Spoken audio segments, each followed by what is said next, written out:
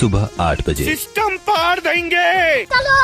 तो सुबह सुबह मम्मी झकझोर के उठा के बोलते पहले जाके आमे के पल्लू लेके आओ काहे कि नवरात्रि स्टार्ट हो और पूजा में लागी भाई आमे के पल्लू बिना हम देखैले भाई आमे के पेड़े में सब पल्लू तुर ले फिर वो सब इन तुरे करे भाई अमरूद के दतून भाई अपना खतर तुर ले काहे भाई नवरात्रि के पहले दिन व्रत हमू रहनी फिर वो सोचिए भाई ब्रश तो करे नहीं भाई दतून से ही काम चला लीजिए आज के दिन अमरूद के दतून कैले के बाद नहा धोआ के हो कोई तैयार काहे भाई पूजा करे नवरात्र के पहले दिन भाई पूजा करके माता रानी से ये कहूँ भाई सबके खुशी और तरक्की देती रही तरक्की की शुरुआत माता रानी हमसे करी नवरात्रि भाई ऐसा वो त्योहार है भाई की जे भी माता रानी के भाई पूजा पाठ मन से करेला भाई ओकरे ऊपर भाई माता रानी के जरूर कृपा बनल है। तो मिस्टर नूज अपन छोट छोट टंगरी गाड़ी घुमैले में प्रयोग करत रहना हमरा तो लागत रहा भाई गाड़ी लेके सुता मत तो मिस्टर नूज के भाई कुछ ना कुछ जरूर घटले रहला भाई फिर वो कहते आओ बैठा चले गए मिस्टर नूज कहते का बता टीका लगा घूमत रहा नवरात्र में पहले दिन व्रत भी बने तो मिस्टर नूज कहते हम व्रत बने तो ये प्रमाणित कराओ भाई जन जाएगा प्रधान जी घर तो प्रमाणित करा के बाद निकल गए भाई हमने सीधे घरे खातिर घरे ले पहले हमको याद हो भाई चंदा देव बटा भाई तो जाकर देखते भाई हमारे गाँव का भैया लोग कुछ लोग अपन सहयोग देके भाई पंडाल तैयार करते रहते भैया पूरा श्रद्धा मन से अपन काम में लागल भाई माता ने सबके ऊपर भाई अपन कृपा बने रखे सबके खुश रखे फिर चाची और बाबू बबिया के लेकर निकल भाई पटरौना खतरा कुछ भाई आधार कार्ड में कुछ सुधार करो भाई चलो पटरौना के बाद भाई नंबर लगो नंबर ऐसा भाई बता दूं भाई दिमाग खराब हो कहते ना 3 घंटा बाद ये 3 घंटा बाद तार नंबर आई